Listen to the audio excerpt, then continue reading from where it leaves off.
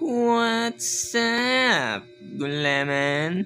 Alright, so weekly update natin at mag-update tayo ng ating progress last week. Yan, simulan natin sa ating handbook.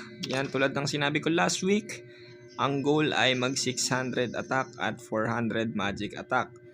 Pero ang nagawa ko lang ay 555 attack at 452 magic attack. Yan, sumobra tayo sa magic attack. Yan. Kaya ang goal naman this week ay siguro kahit 600 lang na attack at 500 na magic attack. Yan, para sa ating deposits. Yan.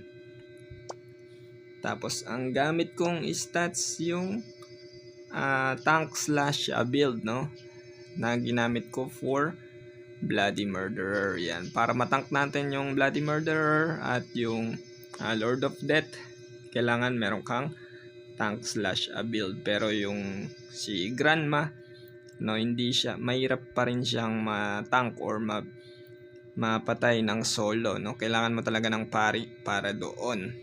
Yan, lalong lalo na kung F2P ka lang tulad natin. Yan, tapos update sa ating stats. Yan, oops, ang card ko pala nakaano.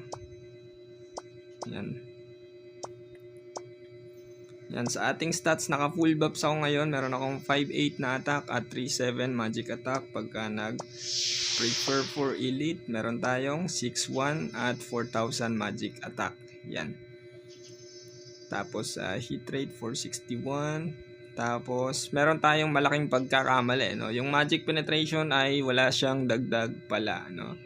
Yung galing sa Grandpa Beard, diba, kung napanood niyo yung dati kong test, ito yung Grandpa Beard, yung dagdag pala na attack na dumadagdag sa Grandpa Beard ay hindi galing sa magic penetration, kundi dahil sa magic defense, dahil sa ating shield passive. Yan. Pero yung ignore MDef ay meron yan, no? Kasama yan sa computation ng instance loss or overbrand. Yan. Kaya kung iisip ka, kung hindi ka F2P at naghahanap ka ng accessory na maganda, di ba? Eye of Dulan, lagi kong sinasabi, no? Dahil meron yung ignore MDef at saka sa mga kumpara sa mga ibang accessories, yun yung may mataas na multiplier sa magic attack kasi 10% ata yung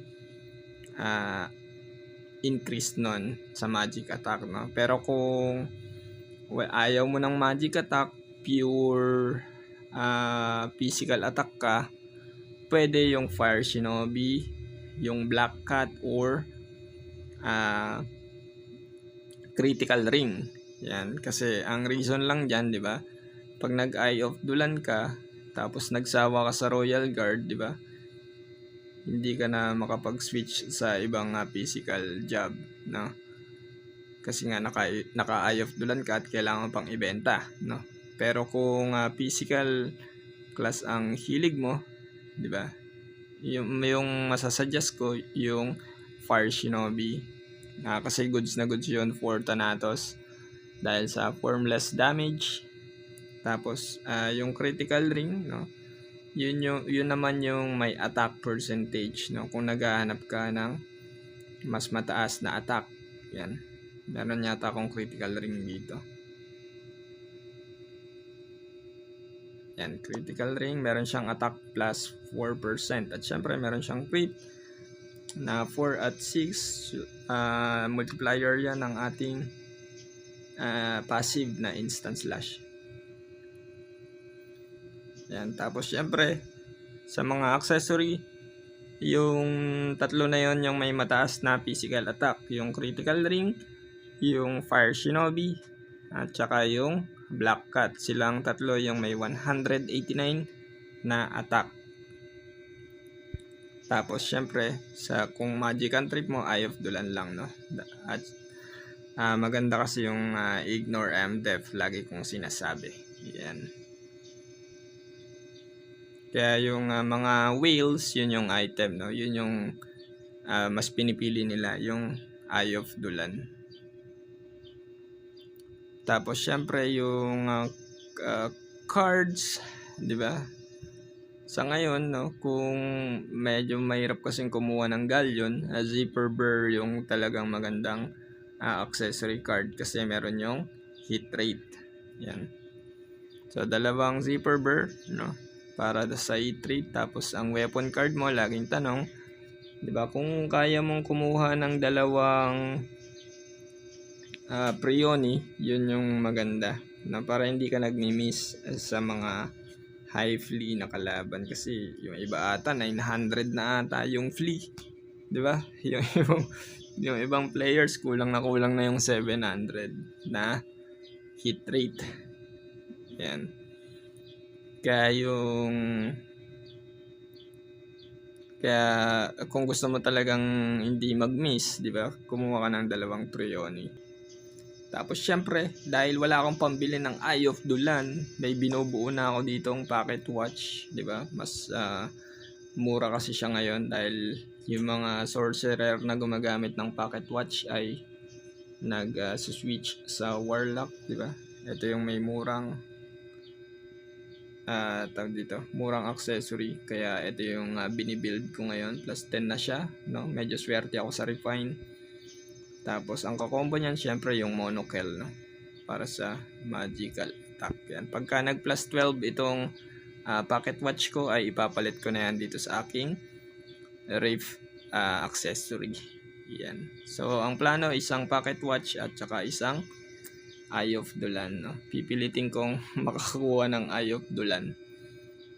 Yan. Tapos syempre, kung tatanungin mo yung build ng tank slash, meron na tayong guide para dyan. Pwede mong i-check yun. At kung tinatamad kang i-check yun, sige, pakita natin yung skill build na kailangan mo lang para matank mo si Bloody Murderer at saka si Lord of Death. Yan. So, importante dyan yung Honor Challenge, no, para sa auto-provoke, pang-cancel ng mga skill ng MVP. Tapos, sunod na importante yung Providence para sa mga reduction sa demon at yung Divine Protection para sa mga ganun din reduction. Pag meron kanyang dalawa na yan, matatank mo na si Bloody Murderer. At kung kaya mong itank si Thanatos, di ba? Kaya mo na rin itank si Bloody Murderer at si Lord of Death. Yun lang yan. Yan. So, yun lang na for our video for today. At kung meron kang questions, pwede mong i-comment sa ating comment section. At kita-kits next video. Bye-bye!